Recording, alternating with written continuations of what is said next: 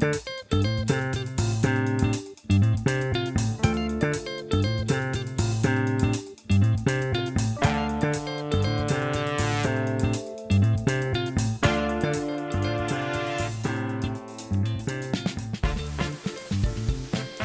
to The Back Cover, the podcast that explores the classic soul music of the 60s, 70s, and 80s. I'm Karen Williams. Join me and my co-host Steve Williams, no, we're not related, as we flip over the album covers and share stories of the movers and shakers that created, wrote, and produced those iconic sounds. We'll educate and entertain you, all while keeping the music alive. The back cover is recorded from excerpts of our daily radio show, recorded at WLTH-AM in Gary, Indiana. Welcome to episode 20. In this episode, we'll be talking about the Supremes, love songs, music contracts, and basically a little of everything. You know how we do it. So enjoy. This podcast is brought to you by the Shake and Bake Family Fun Center in Baltimore, Maryland. Got travel plans this year? If so, then take a trip up the East Coast to Baltimore, Maryland and visit Glenn Dowdy's Shake and Bake Family Fun Center. It's right in the heart of the historic Upton community in West Baltimore. So as you travel up the East Coast and need a place to take the entire family, stop in at the Shake and Bake Family Fun Center. Call 410-545-1977 for more information. And Cherez Fashions and Accessories in Indianapolis, Indiana. You can visit them at 7868 Michigan Road or on Facebook at Cherez, that's Sherezz, Fashions and Accessories. And that's fashions with class and pizzazz. You can call her at 317-228-1122.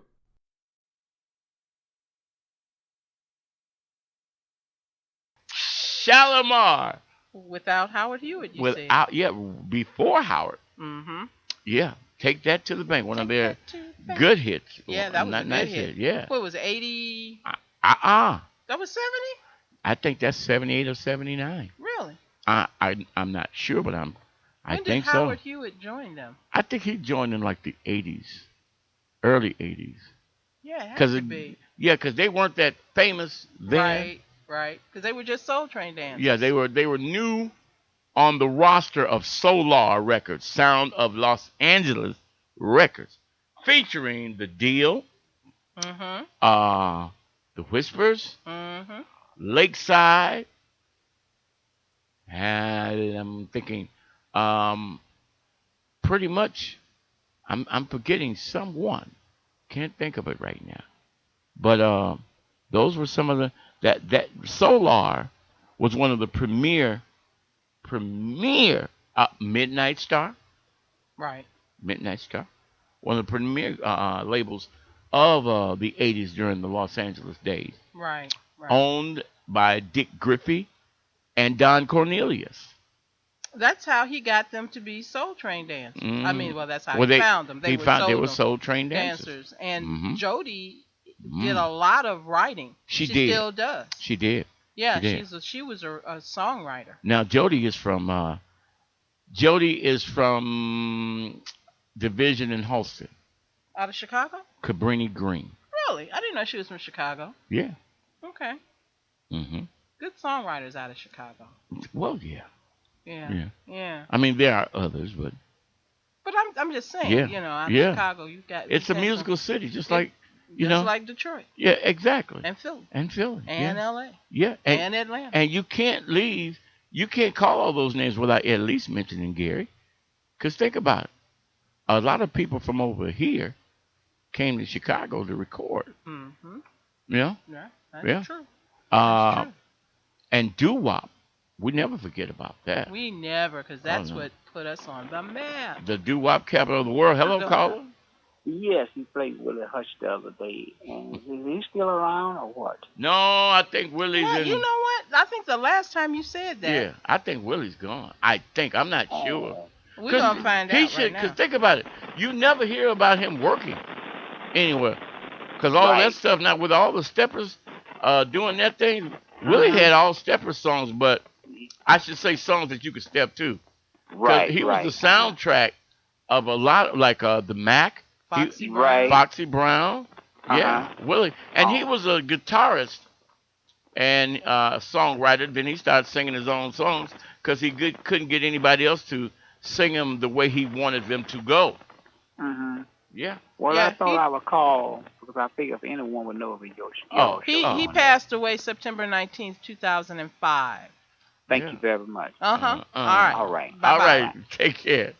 Some news on the music front. We had a passing, Yep. another one. Oh. Now, people may not know this, but the person, her name was Barbara Martin, and she was one of the original Supremes. She was. I forgot to mention that Monday. Mm-hmm. Yeah. So Barbara Martin, one She of the was- original members. Yeah, she was. They had 4 members, Yeah. and she was the only one that couldn't get her parents' consent. And there was, but did you know there was another young lady before that who was with the Supremes? Well, they were the Primettes. Yeah. then. Brewster Project. Right. So Martin was a Detroit native and had replaced member Betty McGlown. Betty McGlown back when the quartet was called the Primettes. And she stayed in the act until 1964 when the group trimmed down to the trio that we know of Diana Ross and Mary and Florence. Yeah, because And- there was 5 of them. I don't know. Yeah, because it was her, Barbara, Florence, Mary, and Diana. Right. So it was Betty and Barbara, those two. Those 2. Okay, so unfortunately, she missed all of the hits that they had. As soon as she left, that's when Motown teamed them with Holland Dozier Holland. And Baby. Yeah. Where did our love go? Yeah, and it was a hit. And, she wasn't with the group then. But she was 76 and, of course, one of the original Supremes. So. But you never. It's amazing. It's amazing when you make certain decisions in your life. So I wonder did she ever regret that though? Because she left right before they hit with that song. But her dad would not allow her to sing. Ain't that something? I don't know. I'm just saying. It's just like Mr. Johnny Funches. Johnny's wife at that time. He was singing with the Dells. Only hit they had was "Oh What a Night," which was a hit. Right. It kept them. When you got a hit, you can work because people want to see you. Mm-hmm. Legend has it that his wife gave him an ultimatum. You either going to sing with them or you going to stay here with me. Johnny got him a job at U.S. Steel. Right down there. Right over there. Right across the street.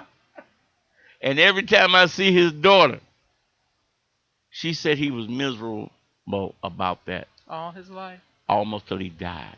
Wow. He didn't live his dream. See?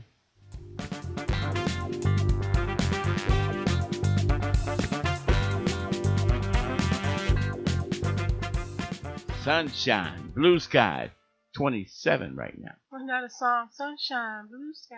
Please go away. Please go. We won't concentrate on that. No, because That's we one- wanted to stay. That's right. That's one of them Norman Whitfield songs. Yeah. You don't like Norman Whitfield. No, really. How did you know? Because it's not David Ruffin. No, David, listen to what I'm saying. Norman Whitfield changed the sound of the Temps. They were great singing, and that's one of the reasons why Eddie left. Because he said, I was not upset with anyone. I was not mad with anyone. I just didn't like the direction we were going in because we got away from what made us famous. Love songs. And Norman was trying to do the Sly Stone thing. In comes Dennis Edwards. He led them through that period. Right. He was right for that period. He was. Yeah. And that's all he could sing. That sort of type of, and if you listen to Dennis, no disrespect, all those things that he sang were sort of the same stuff. Like what? Hey, Papa was a Rolling Stone. Now take that, take that. Okay. When Dennis first joined the group, you remember they went back to Eddie and Paul as lead singers. Dennis was in there a little bit. Ball of Confusion, all those Black Power type songs. Or where he had to really force it out. Yeah. Had to sound stronger Well, he had to sound militant. Yeah, he had to. Yeah, his voice was a little. His delivery was a little strong. It was son of a preacher man, Right. always. But so was David. But David had more range. He did. And anything. All right. So what I was telling Steve, what were we listening to? What song was it? We were listening to a love song. Okay, whatever song it was. Yeah. Whatever. And I mentioned to him I saw an article in the paper. No, we were talking about Eddie Kendrick, why he left. About the love song. Right. Yeah, that's what it was. Yeah, that's it. Yeah, and you said he left because he didn't like the direction the Temptations was going. Right. They weren't doing a lot of love songs, and he loved to sing love songs. Love songs. So I said that I read an article the other day that said that love songs in R&B in today's black pop music is beginning to be harder to find. And this is an article written by Jesse Washington, February 14th. I guess he did it for Valentine's Day. In the book, in the publication, theundefeated.com. I'm not familiar with that, but he went on to say that the songs that charted in the 50s, the 30 songs that charted 50, 30, or even 10 years ago on the Billboard Hot 100, they tracked that. They found that the number of songs with lyrics about love has just totally diminished. So, Where Did the Love Go is the name of his. Where Did the Love Go? Right. And, and he listens to, some of the newer artists. He mentioned that India.Arie had a song out last year with Love and a few other artists. And now when you think about India.Arie, you don't think about her as a new artist. No, you don't. She's established. She's established now. She's been out for at least 15, almost 20 years. If not longer. Yeah. So they said in 2009, there were 14 love songs by black artists, 43 total songs by black artists. In 1999, there were 24 love songs. In 1989, there were 16 love songs by black artists. 27 total songs by black artists. This is on the Billboard Hot 100. Let me go back and explain this. Let me do it again. So in 2009, there were 14 love songs by black artists and 43 total songs by black artists on the Billboard 100. And you know how you feel about the Billboard 100, but we're still going to use it. Right. In 1999, there were 24 love songs, 49 total songs by black artists. In 1989, there were 16 love songs by black artists, 27 total songs by black artists, and 79, 16, and then in 69, 23. But now, in 2019, there are 7 love songs by black artists. In 2018, there were 8 love songs. In 2017, there was 1 love song. In 2016, there were 6 love songs. And did I say 2016? Yeah. And in 2015, there were 5 love songs. So when you compare how many love songs there were in 2009 going back, we went from on an average of 20 love songs by black artists down to 7, 8, 1, 6, and 5. We are so busy slapping that, shooting that, beat that down.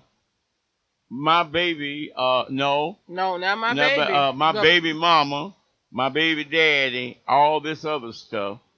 I'm kind of like the guy. It's like people are ashamed to admit or to even show love. But now you'll wait till someone's stuffed in a little steel box called a casket, and you'll buy thousands of dollars of flowers and cry all over the body. But yet and still, you won't display that when they're alive. I mean, even now, dating is a pastime. Totally different. What is it? So just 10 years ago, we had 14 love songs by black artists on the Billboard 100. But now, take those now love we only songs. Have 7. Can you really understand those love songs when they were sung? Can you understand the words that are coming out of their mouth? Hell no. I love songs. But now we've gotten away from just affection, period. Yeah, that's my girl. Oh, that's my baby mama. That's my baby daddy. Well, here's a quote. You just mentioned dating. Let me see who this guy is that said this. They date online. They say art reflects life. I think both men and women now are having a hard time buying into love and long-lasting love, said rhythm and blues singer and musician P.J. Morton. His catalog of love songs include Say So, the 2019 Grammy winner for Best R&B Song. It resides outside the popular mainstream. He said the music is just living out what we actually are going through. Now People talk about how the rules of dating these days are out the window. I think we're just in a different time, so I think the music, as it should, reflects what's actually going on.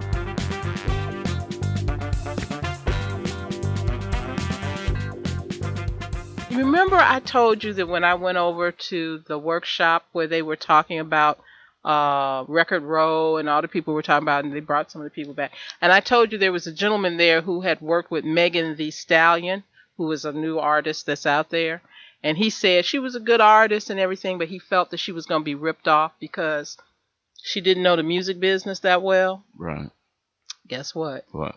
Got ripped off. She's on stage with all that nakedness, though. That ain't the... Is that Megan Thee Stallion? Yep. Well, I don't know. She was on the cover of Rolling Stone lately. Her and Lizzo? two other girls, yeah. Okay. And she's all scantily dressed in leathers and whips and stuff, and I'm like, can she sing or she just rap? Well, no, he says that she can sing. But she prefers to. But she's in that generation. Yeah. You know, she's got to do what she thinks she has to do. But anyway, she got ripped off by her record label. Ooh. Which the guy said, he said, you know, she's a good artist. I really like her as a person. But this is exact words, but she's going to get ripped off. Not knowing the business of the business. Right. She does not own her masters. Oh, big mistake. Right. So she dismissed the response issued by Rap-A-Lot Records founder Jay Prince, she has a lawsuit against 1501 Certified Entertainment. And the Hot Girl rapper filed the lawsuit earlier last week asking for her contract with 1501 to be terminated because it does not conform to industry standards. Oh. Megan also noticed that the lawsuit has nothing to do with anyone else, including Jay-Z. I guess she was involved with Jay-Z, accusing Jay Prince of turning the dispute into a publicity stunt. While the court has allowed her to go against 1501's wishes by dropping new music, I guess they told her she couldn't do any new music while the lawsuit was going. Megan said the label has yet to approve the budget for her latest album, Sugar.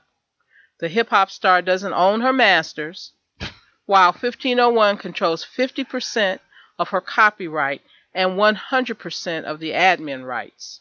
Oh. I'm like, how? Okay, if it doesn't conform to industry standards, who is your attorney? And why did you sign it? Trying to get rich quick. Yeah.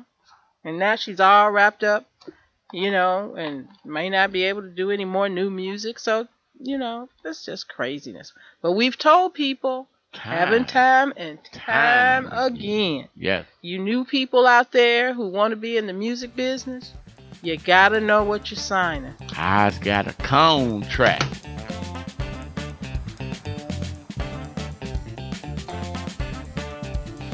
Thanks for listening to this episode of The Back Cover.